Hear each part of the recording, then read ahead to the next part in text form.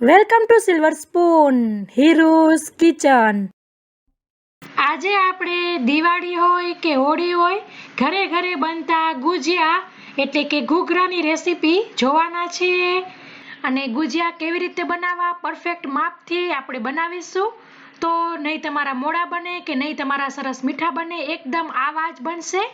તો ચાલો મિત્રો જોઈ લઈએ પરફેક્ટ રેસીપી, આપણી ટ્રેડિશનલ ઘૂઘરાની રેસીપી, તે પણ માવા વગરના।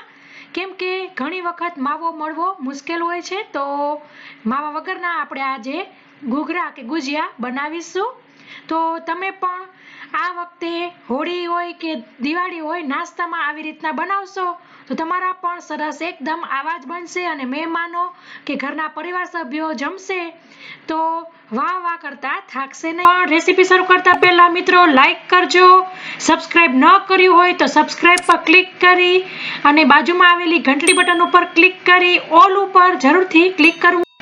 અને તમે મારી વ્લોગ ચેનલ હિરલ ગામી હીરોઝ ફેમિલી વ્લોગ ન જોઈ હોય તો લિંક નીચે ડિસ્ક્રિપ્શન બોક્સમાં આપેલી છે, જરૂરથી વિઝિટ કરજો, સબસ્ક્રાઇબ કરજો, તેને પણ સપોર્ટ કરજો। સૌપ્રથમ આપણે એક કડાઈમાં ઘી લઈશું, પછી તેમાં રવો ઉમેરીશું। આપણે અહીં સ્ટફિંગમાં ટોટલ 250 ગ્રામ ઘી લઈએ છીએ, પણ આપણે ઘીને થોડું થોડું કરીને ઉમેરીશું।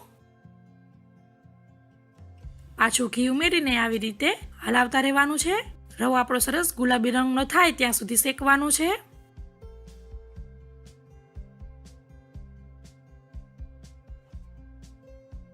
પાછું થોડું ઘી ઉમેરીને સરસ શેકીશું। ગેસ મેં મીડિયમ જ રાખેલો છે, જરૂર પડે તો ગેસ સ્લો પણ કરી શકાય।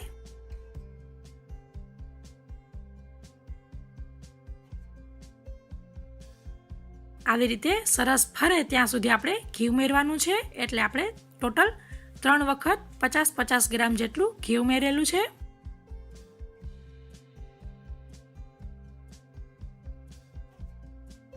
તમે જોઈ શકો છો સરસ ગુલાબી રંગનો થઈ ગયો છે। હવે ગેસ બંધ કરી દઈશું અને આ રવાને હવે આપણે સાવ ઠંડુ થાય રૂમ ટેમ્પરેચર પર ત્યાં સુધી ઠંડુ થવા દઈશું। તમે જોઈ શકો છો સરસ ઠંડુ થઈ ગયું છે।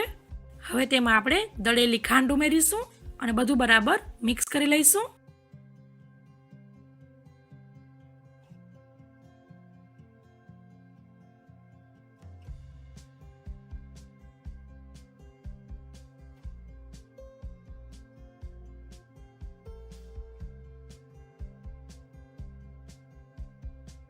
પછી તેમાં આપણે કોપરાનું ઝીણું ખમણ આવે છે તે ઉમેરીશું, ખસખસ ઉમેરીશું, એલચી અને જાયફળનો ભૂકો ઉમેરીશું, કિસમિસ ઉમેરીશું અને બધું બરાબર મિક્સ કરી લઈશું। તમારે બીજા ડ્રાયફ્રૂટ ઉમેરવા હોય તો તે પણ તમે ઉમેરી શકો છો। બધું મિક્સ થઈ જાય એટલે તેમાં ગરમ કરેલું ઘી ઉમેરવું,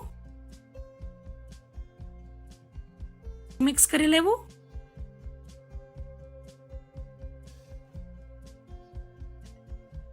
પાછું ગરમ ઘી ઉમેરીને બધું બરાબર મિક્સ કરી લેવું।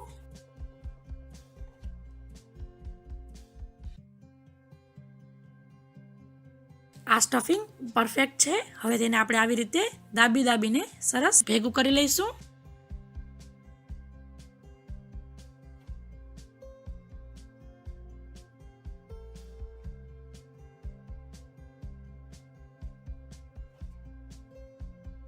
વાસણમાં મેંદો લઈશું, પછી તેમાં ઘીનું મોણ આપીશું,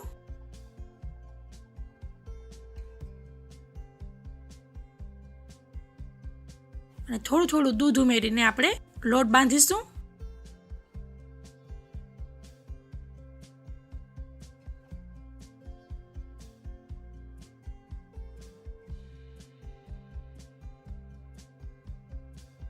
આવી રીતે થોડું થોડું દૂધ ઉમેરીને લોટ બાંધવાનો છે।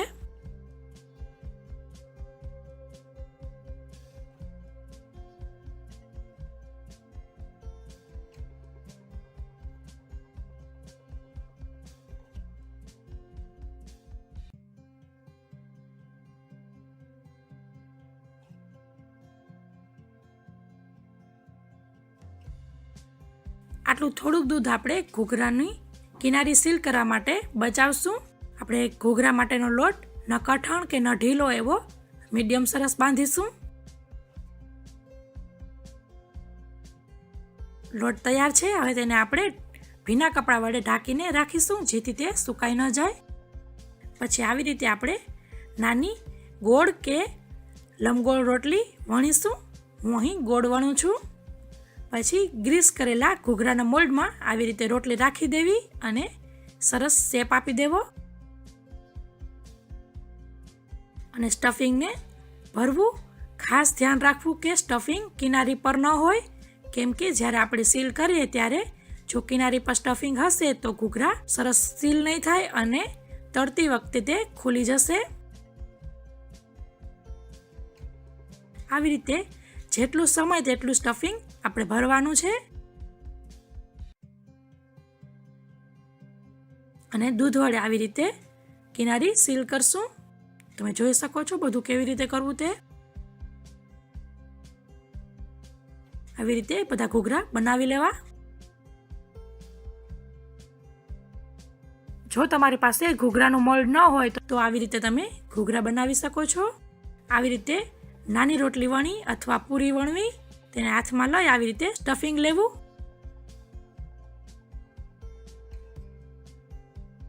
અને ફરતે દૂધ ચોપડી દેવું અને આવી રીતે ભેગું કરીને બંધ કરી દેવું. આમાં પણ ખાસ ધ્યાન રાખવું કે કિનારી ઉપર સ્ટફિંગ ન હોય. તમે આવી રીતે પણ ઘૂઘરા બનાવી શકો છો, પણ વધારે સરસ લાગે તે માટે આવી રીતે તેની કાંગરી પણ વારી શકો છો.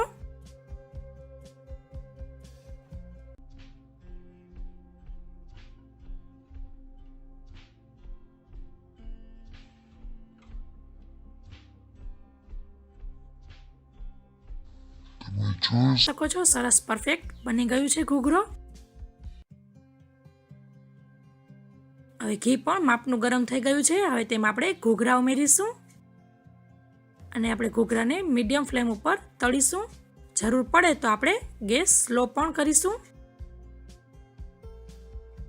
આવી રીતે ધ્યાનપૂર્વક બંને બાજુ ફ્રાય કરતા રહેવા.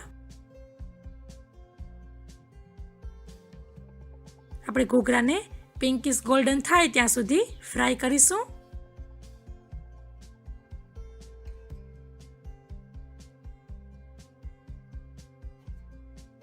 તો તૈયાર છે દિવાળીની ટ્રેડિશનલ મીઠાઈ એટલે કે મીઠા ઘૂઘરા. Thank you. આપને મારી રેસીપી પસંદ આવી હોય તો લાઈક કરો અને તમારા ફ્રેન્ડ ઓર ફેમિલી સર્કલમાં શેર કરો. આવજો.